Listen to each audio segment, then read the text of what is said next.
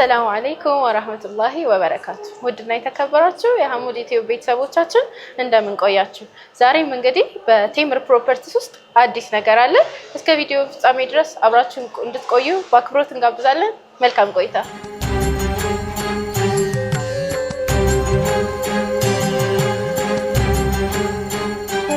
ሰላም እንዴት ነሽ እንኳን ደህና መጣሽ እንኳን ደህና ቆየሽ አረፍ በይ ቴምር የመጀመሪያ ግዛችን ቴምር ስትመጪ ቴምር ነው ስለዚህ አመሰግናለሁ እሺ በመጀመሪያ ስለ ድርጅታችሁና በድርጅቱ ውስጥ ስላለሽ ድርሻ ትነግሪናለሽ እሺ አመሰግናለሁ ስሜ ራሂል ታምሩ ይባላል በቴምር ሪል ስቴት ውስጥ ሴልስ ሱፐርቫይዘር ሆኜ ነው የማገለግለው ሴልስ ሱፐርቫይዘር ነኝ ማለት ነው ስለራሴ ይሄን አልካልኩሽ ደግሞ ስለ ድርጅታችን ደግሞ የተወሰነች ነገር ልበልሽ ድርጅታችን እንግዲህ ቴምር ሪል ስቴት ይባላል ያው በብዙዎች ዘንድ የሚታወቅ ነው ብዬ ተስፋ አደርጋለሁ አንቺም ደግሞ የመጀመሪያሽ አይደለም ድጋሚ ነው ቢሮአችን የመጣሽውና ድርጅታችን ቴምር ሪል ስቴት እንግዲህ ከተቋቋመ ኦልሞስት ወደ 8 አመታትን አስቆጥሯል በዚህ 8 አመት ውስጥ ደግሞ 6 የሚጠጉ ሳይቶችን ሰርቶ አስረክቧል ማለት ነው አሁንስ ምን አዲስ ነገር አለ አሁን በቅርብ ነው አዲስ ነገር ይዞ ብቅ ያለው ይሄም ደግሞ አዲስ ሳይታችን መልቀቃችን ነው ማለት ነው ያው ቴምር አዲስ ሳይቶችን በመልቀቅ አይታማም በየጊዜው የተለያዩ ሎኬሽኖች ላይ በጣም ፕራይም የሚባሉ ሎኬሽኖች የተመረጡ ምቹ የሚባሉ ቦታዎች ላይ ሳይቶችን ይለቃል ማለት ነው ስለዚህ ዛሬም እንግዲህ የተገኘሽው አዲስ ነገሮችን ይዘን ብቅ ስላለን ነው ስለዚህ ይሄ አዲስ ነገር ታዲያ ምንድነው ይሄ አዲስ ነገር እንግዲህ ቡልጋሪያ ላይ አዲስ ሳይት ለቀናል ትላንትና ነው የለቀቅነው ይሄንን አዲስ ሳይት ማለት ነው አጠቃላይ ግንባታው G+15 ነው ሚክስድ ዩዝ አፓርትመንት የምንለውን አይነት ነው እየገነባን ያለነው 4 ቢልዲንጎች ናቸው ያሉት እስከ 5ኛ ድረስ ሞል ይሆንና ሾፒንግ ሴንተር ይሆንና 6ኛውን ስፔስ ነው የምናደርገው ከ7ኛ ጀምሮ ግን መኖሪያ ቤት አፓርትመንት ነው የምናደርገው ማለት ነው ስለዚህ ይሄ ሚክስድ ዩዝ አፓርትመንት በውስጡ ምን አይነት ነገሮችን እንደሚያሟላና ለነዋሪዎች ምን ያህል ምቹ እንደሆነ ብትነግሪኝ እንግዲህ ይሄ ሚክስድ ዩዝ አፓርትመንት ብለን ቡልጋሪያ ላይ የጀመርነው ሳይታችን በጣም ብዙ ነገሮችን ውስጥ ያካተተ እንደዚሁም ደግሞ ለነዋሪዎች ምቹ ነው ብለን ያሰብነው ሳይታችን ነው ለምሳሌ ከሚያካትተው ነገር ውስጥ ሎቢ ያለው ሪሴፕሽን እንግዳ መቀበያና ማረፊያ ማለት ነው ሲሲቲቪ ካሜራ አለው ሴኩሪቲ ካሜራ ማለት ነው ባክአፕ ጀነሬተር አውቶማቲክ የሆነ ስታንድ ባይ ጀነሬተር አለው መኪና ቻርጅ ማድረግ ያለው 3 ፓርኪንግ አለው እያንዳንዱ ቤቶች ራሳቸውን የቻለ በራሳቸው ቤት ቁጥር ፓርኪንግ ኤሪያ ይሰጣቸዋል እንደዚሁም ደግሞ ኮመን ፓርኪንግ ኤሪያ ይኖረዋል ማለት ነው ተጨማሪ መኪና ቢኖር እንዲሁም ደግሞ እንግዳ ቢመጣባቸው እዛ ቦታ ላይ ማቆም እንዲችሉ ኮመን ኤሪያ አለ እሺ ስለ ፋሲሊቲዎቹ ይሄን ያህል ካልሽን የካሬ አማራጮችስ እንዲሁም የቤድሩም አማራጮችስ ምን ይመስላሉ ኦኬ በጣም ጥሩ ጥያቄ እንግዲህ ያው ከዚህ ቀደም በነበሩን ሳይቶቻችን ላይ ለምሳሌ ሳር ቤትን ስናይ 2 ቤድሩም እና 3 ቤድሩሞች ነበሩን አዋሬ ላይ ስናይ ደግሞ 1 ቤድሩም እና 3 ቤድሩም ብቻ ነበር የነበረን እነሱም ደግሞ ሬዚደንሻል አፓርትመንት ብቻ የምንለው ማለት ነው ሬዚደንሻል ማለት ሙሉ በሙሉ ሾፒንግ ሳይኖር ሙሉ በሙሉ የመኖሪያ ቤት አፓርትመንት ብቻ ማለት ነው እዚህኛው ጋር ስንመጣ የቤቶቹ ካሬዎች የሚጀምሩት ከ60 ካሬ ጀምሮ 60 ካሬ ማለት አንድ መኝታ ቤት ማለት ነው ባለ 1 መኝታ ቤት አለን ባለ 2 መኝታ ቤት አለን እንዲሁም ደግሞ ባለ 3 መኝታ ቤት አለን ማለት ነው እነኚህ አማራጮች በሙሉ ይዞ ነው የመጣው ሱቆችን በተመለከተ ከ16 ካሬ ነው የሚጀምሩት ሱቆቹ ከ16 ካሬ ጀምረው ብዙ አይነት የካሬ አማራጮች አሏቸው እነኛን ካሬዎች ሰዎች የሚፈልጉትን ካሬ መምረጥ እንዲችሉ አቅማቸው መርጠው መግዛት እንዲችሉ አድርገን የካሬ አማራጮችን ሰፋ አድርገንላቸዋል ቤቶቹም ላይ እንደዛው ማለት ነው እሺ በቀጣይ መጠየቅ የምፈልገው ነገር ደግሞ ያከፋፈሉ ሁኔታስ እንዴት ነው እንዲሁም ያወጣችሁት ኦፈር ካለም በዛው አያይዘሽ ንገሪ። በጣም ጥሩ ጥያቄ። ያው ያከፋፈሉ ሁኔታ በጣም ምቹና ለማንኛውም ደንበኞች እንዲመቻቸው አድርገን ያዘጋጀነው ያከፋፈል ሁኔታ ነው። ይህም ማለት ከቶታል ፕራይሱ ላይ ቅድሚያ የሚከፍሉት ወይም ደግሞ አድቫንስ ፔመንት የሚከፍሉት ማለት ነው። አሁን እንግዲህ አድቫንስ ፔመንት የሚከፍሉት 20% ነው። ከቶታል ፕራይሱ ላይ 20% ይከፍሉና የሚቀረውን 80% ደግሞ ቀስ እያሉ ቤዝድ ኦን ኮንስትራክሽን ፕሮግረሱ ምን ደረጃ ላይ ደርሷል፣ የቤታቸው ሂደት ምን ደረጃ ላይ ደርሷል የሚለውን ነገር እያዩ 80%ን ቀስ ብለው ይከፍላሉ ማለት ነው። ይህንን ክፍያ በሚከፍሉ ሰዓት ግን አሁን ብዙ ደንበኞች የማይረዱት የሚቀርብንን ቀጣይ ፔመንቶች የዋጋ ጭማሪ አድ ተደርጎብን ነው ወይስ ደግሞ እንዴት ነው የምንከፍለው የሚል በጣም ብዙዎች የሚወዛገቡበት ጥያቄ ነው። እኛ ጋር ምንም አይነት የዋጋ ጭማሪ አይኖርም። የሚቀረው 80% ላይ ምንም አይነት የዋጋ ጭማሪ አይኖርም። መጀመሪያ ዛሬ ላይ በተዋዋለው ዋጋ ነው አንድ ደንበኛ 3ቱንም ዓመት ሙሉ ከፍሎ የሚጨርሰው ማለት ነው። ይሄ ማለት የማቴሪያል ኮስት እሱን አያገኘውም። ብረት ቢጨምር፣ ሲሚንቶ ቢጨምር፣ ዶላር ቢጨምር እሱን የሚያገኘው ወይ ደግሞ እሱ ላይ አድ የሚደረግ አዲሽናል ፕራይስ አይኖረውም ማለት ነው። ስለዚህ በጣም ምቹና የምንታወቀውም በዚህ ነው። ስካሌሽን አለመኖሩ፣ አድ የሚደረግ ፕራይስ አለመኖሩ፣ ዛሬ ላይ በተዋዋሉበት ዋጋ እስከ መጨረሻው ቤታቸውን እስኪረከቡ ድረስ ከፍለው የሚጨርሱበት በዚህ በደንብ ነው የሚታወቀው ቴምር። ይህም ደግሞ ምንድነው እሱ አሁን እኛ በአፍ ብቻ የምንለው ሳይሆን ግልጽ ተብሎ ተደርጎ ውላቸው ላይ የሚካተት እና የሚቀመጥ ነገር ነው ማለት ነው። ሌላው ነገር እንግዲህ ኦፈር፣ ያው እኛ በዲስካውንት እንታወቃለን። አንድ ሳይት ስንለቅ፣ አዲስ ሳይቶችን ስፔሻሊ ስንለቅ ኦፈሮችንም አብረን ነው እያይዘን የምንመጣው። ቡልጋሪያ ሳይታችን ላይ እንግዲህ ያዘጋጀነው ኦፈር ምንድነው 30% ዲስካውንት አለ። ይሄም ማለት 100% ለሚከፍል ሰው ማለት ነው። ለምሳሌ አሁን 1 ቤድሩሟን በትንሹ ብናያት 60 ካሬዋን ቶታል ፕራይሷ ከዲስካውንት በፊት 6,900,000 ብር አካባቢ ነው። 30% ዲስካውንት ሲደረግለት ይሄ ሰው ወደ 4,800,000 አካባቢ ብር ይወርድለታል ማለት ነው። ወደ 2 ሚሊዮን ከምናምን አካባቢ ኦፍ ነው የሚሆንለት ማለት ነው። ይሄ ማለት በጣም ብዙ ብር ነው። ምናልባትም ትንሽ ጨምሮበት ወጣ ብሎ ኮንዶሚኒየም ሊገዛበት የሚችል ማለት ነው። ስለዚህ ቆንጆ የሚባል ኦፈር ነው። 2 ቤድሩም ብናያት ደግሞ 90 ካሬ ነው። እኛ ጋር 2 ቤድሩም የሚጀምረው ከ90 ካሬ ነው። ቶታል ፕራይሷ 10 ሚሊዮን አካባቢ ነው የሚሆነው። በዲስካውንት ስንሰራው ደግሞ ወደ 7 ሚሊዮን ብር ዝቅ ይላል ማለት ነው።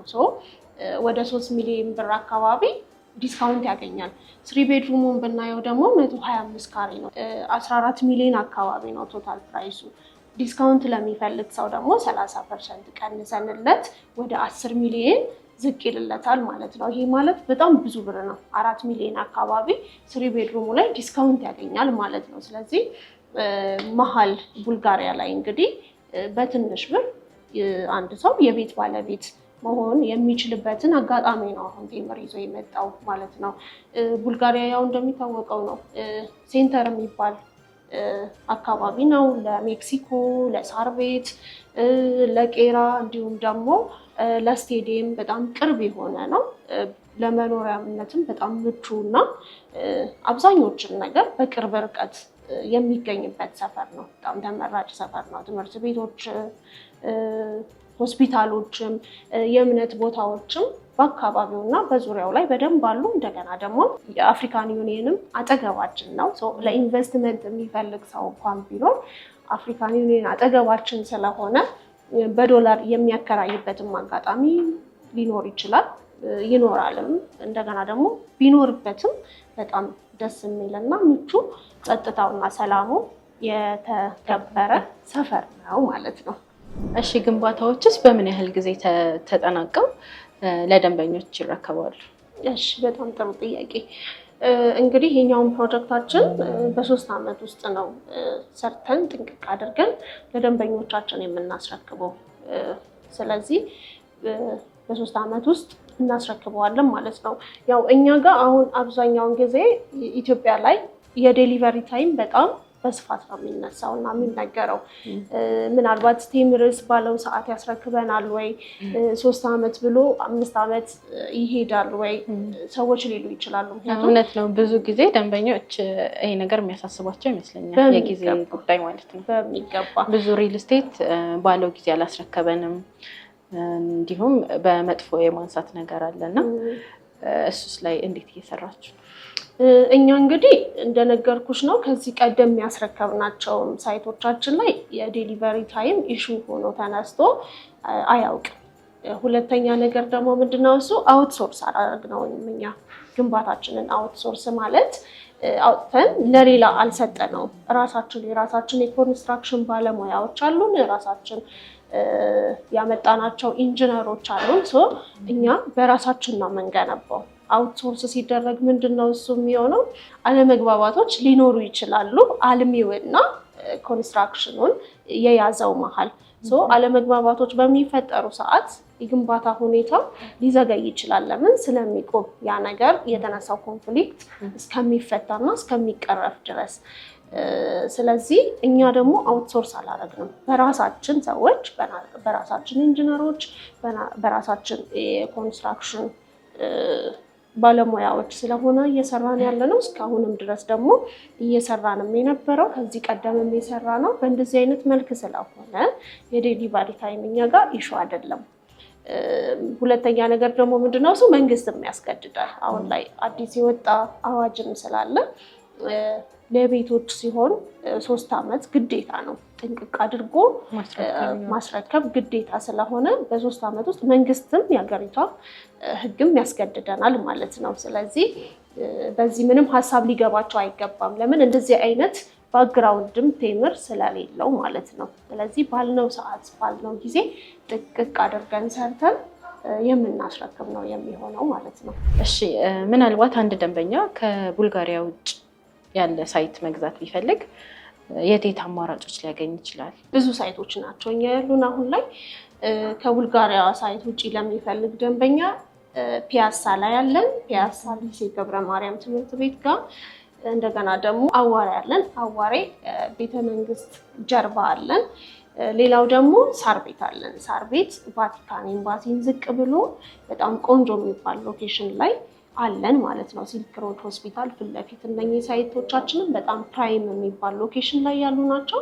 ለኢንቨስትመንትም እንደገና ደግሞ እራሳቸው ገዝተው መኖር ለሚፈልጉባቸው ሰዎችም በጣም ምቹና በጣም ደስ የሚል አካባቢ ነው። እዚህ አካባቢ ላይ ማግኘት ይችላሉ። 1 ቤድሩም እና 3 ቤድሩሞችን ማግኘት ይችላሉ ማለት ነው። ሱቅን በተመለከተ ደግሞ ገላን ኮንዶሚኒየም ፊት ለፊት ሱቆችን ማግኘት ይችላሉ። እንደዚሁም ደግሞ ቡልጋሪያ ላይ ማግኘት ይችላሉ ማለት ነው። በሌላው ሳይታችሁ ላይ ደግሞ የመኖሪያ ቤት ብቻ ነው ማለት ነው? እነኚህ አሁን የጠቀስኩልኝ ሳይቶች መኖሪያ ቤት ብቻ ሬዚደንሻል አፓርትመንት የሚባሉትን ነው ያቀፉት። ሳር ቤትንም ብናይ እንደገና ደግሞ ፒያሳንም አዋሬንም ብናይ ሬዚደንሻል አፓርትመንት ነው። አዋሬና ሳር ቤት G+21 ነው። 3 ፓርኪንግ ያለው ነው። በጣም ቆንጆ የሚባል ሎኬሽን ነው። ሁሉንም ፋሲሊቲዎች ያሟላ ነው። የእምነት አካባቢዎች ሁሉም ሳይቶቻችን ላይ ያሉ ናቸው።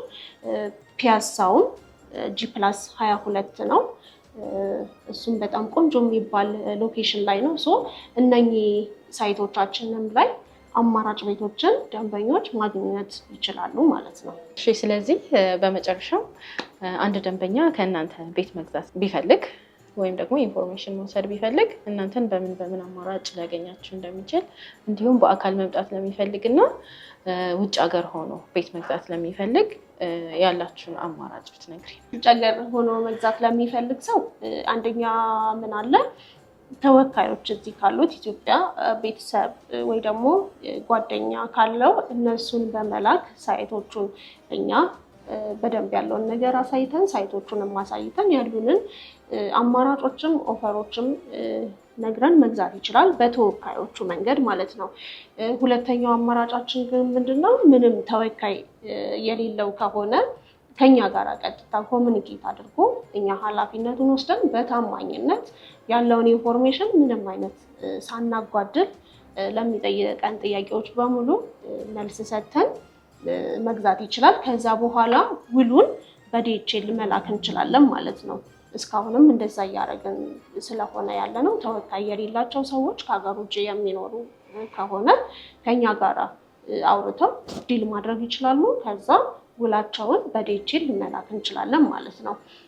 አድራሻችን በአካል መምጣት ለሚፈልግ ሰው ደግሞ አድራሻችን ሳር ቤት አካባቢ ነው ያለው።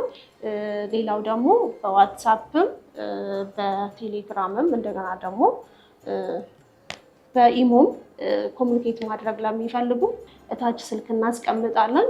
በእሱ በመደወል ወይ ደግሞ ያስቀመጥናቸው የሶሻል ሚዲያ ፕላትፎርሞች ላይ ጥያቄዎችን በመጠየቅ መስተናገድ ይችላሉ ማለት ነው። እሺ፣ ስለነበረን ቆይታ እንዲሁም ስለሰጠሽኝ መረጃ በጣም አድርጌ አመሰግናለሁ። በጣም አመሰግናለሁ። ድጋሚ እንግዲህ ለሁለተኛ ጊዜ መጥተሽ ስለጎበኘሽን ያለውን አዲስ ነገርም ደግሞ ለደንበኞች እንድናስረዳ እንድንናገር እድሉን ስለሰጠሽን በጣም እናመሰግናለን። ያው ድጋሚ ደግሞ እንገናኛለን ብዬ ተስፋ አደርጋለሁ። እኔም ተስፋ አደርጋለሁ። አመሰግናለሁ በጣም። እሺ፣ ተናኝ። እሺ። ውድ ሐሙድ ዩቲዩብ ቤተሰቦች እንግዲህ በቴምር ፕሮፐርቲስ ውስጥ አዲስ ላውንች ስለተደረገው ሳይት እንዲሁም ኦፈር ስላወጡት ነገር ሙሉ የሆነ መረጃ እንዳገኛችሁ ተስፋ አደርጋለሁኝ። በሚቀጥለው ቪዲዮ እስክንገናኝ ድረስ አሰላሙ አለይኩም ወራህመቱላሂ ወበረካቱሁ።